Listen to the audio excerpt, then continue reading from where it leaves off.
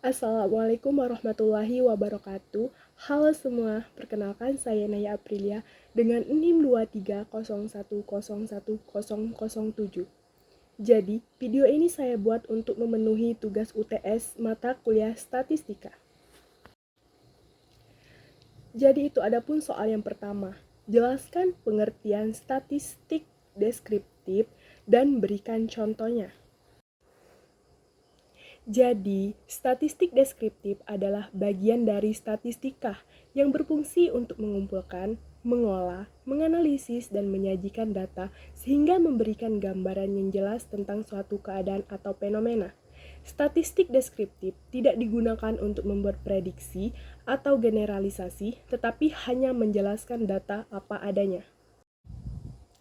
Statistik deskriptif mencakup beberapa kegiatan. Yang pertama, pengumpulan data, misalnya melalui tes, angket, atau observasi. Yang kedua, pengolahan data. Data disusun, dikelompokkan, atau diringkas. Yang ketiga, penyajian data dalam bentuk tabel, diagram, atau grafik. Dan yang keempat, perhitungan ukuran data seperti rata-rata, nilai tengah, nilai yang sering muncul, serta nilai tertinggi dan terendah. Contohnya, seorang guru ingin mengetahui hasil ulangan matematika siswa. Nilai yang diperoleh adalah 65, 70, 75, 80, 85, dan 90. Dengan statistik deskriptif, guru dapat menghitung rata-rata nilai sama dengan 77,5, menentukan nilai tertinggi 90, menentukan nilai terendah 65, dan menentukan median 77,5. Menyajikan data dalam diagram batang agar mudah dipahami. Dari hasil tersebut, guru bisa melihat gambaran umum kemampuan siswa di kelas. Namun, guru tidak menyimpulkan tentang semua siswa di sekolah, karena itu sudah termasuk statistik inferensial. Kesimpulannya, statistik deskriptif bertujuan untuk memberikan gambaran ringkas dan jelas tentang data yang ada, agar mudah dipahami dan dianalisis. Selanjutnya soal yang kedua yaitu jelaskan jenis-jenis data penelitian dan berikan contohnya. Jenis-jenis data penelitian dapat dibedakan dari beberapa sudut pandang berdasarkan sifatnya, yaitu data kualitatif dan data kuantitatif. Data kualitatif adalah data yang berbentuk deskripsi atau kata-kata, tidak berupa angka.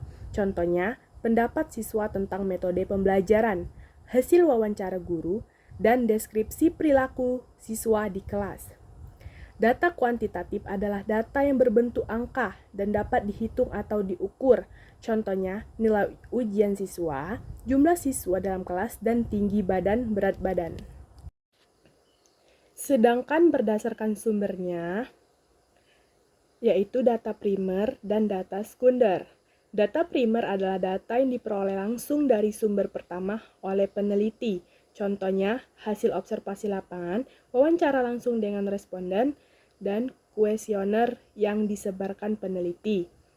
Data sekunder adalah data yang diperoleh dari sumber yang sudah ada atau pihak lain. Contoh, data dari buku, jurnal, atau laporan penelitian, data statistik dari BPS, dan arsip sekolah. Jenis data penelitian sangat beragam, dan pemilihannya tergantung pada tujuan penelitian. Memahami jenis data penting agar metode pengumpulan dan analisis yang digunakan tepat. Soal yang ketiga yaitu jelaskan langkah-langkah membuat tabel distribusi frekuensi. Berikut langkah-langkah membuat tabel distribusi frekuensi. Yang pertama, kumpulkan data. Siapkan semua data yang akan dihitung. Yang kedua, urutkan data. Susun dari yang terkecil ke terbesar. Yang ketiga, tentukan jumlah kelas. Tentukan berapa kelompok kelas yang diinginkan. Yang keempat, hitung rentang data. Rentang sama dengan nilai terbesar dikurang nilai terkecil. Yang kelima, tentukan panjang kelas. Panjang kelas sama dengan rentang dibagi jumlah kelas. Yang keenam, buat interval kelas. Susun kelompok nilai misalnya 60, 69, 70, 79, dan lain-lain. Yang ketujuh, hitung frekuensi. Hitung berapa data yang masuk ke tiap kelas. Dan yang kedelapan adalah buat tabel. Susun dalam bentuk tabel berisi interval dan frekuensi. Selanjutnya soal keempat. Diketahui data nilai 90, 75, 80, 85, 70, 95, dan 80. Hitunglah mean, median, modus, dan range. Diketahui data 90, 75, 80, 85, 70, 95, 80. Urutkan dulu 70, 75, 80, 80, 85, 90, 95. Mean atau rata-rata, jumlah data sama dengan 575, banyak data 7, mean sama dengan 575 dibagi 7 sama dengan 82,4. Selanjutnya median atau nilai tengah. Data keempat sama dengan 80. Modus atau nilai yang paling sering muncul yaitu 80. Selanjutnya range atau jangkauan. Itu sama dengan nilai terbesar dikurang nilai terkecil. Jadi 95 dikurang 70 sama dengan 25. Jadi untuk jawabannya yaitu meannya yaitu 82,14, mediannya 80, modusnya 80, range-nya adalah 25. Soal yang kelima yaitu diketahui interval frekuensi 5593, 6695, 7797, 80895.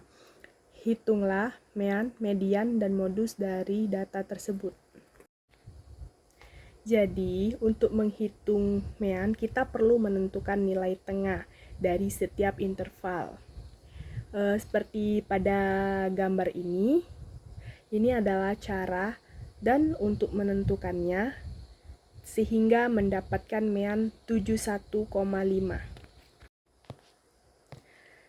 Selanjutnya median itu seperti pada gambar tersebut, cara-caranya untuk menjumlahkannya sehingga hasilnya yaitu 72,36. Selanjutnya yaitu mencari modus. Seperti pada gambar ini adalah cara-cara dan langkah-langkah untuk menentukan modusnya sehingga menghasilkan modusnya yaitu 74,5.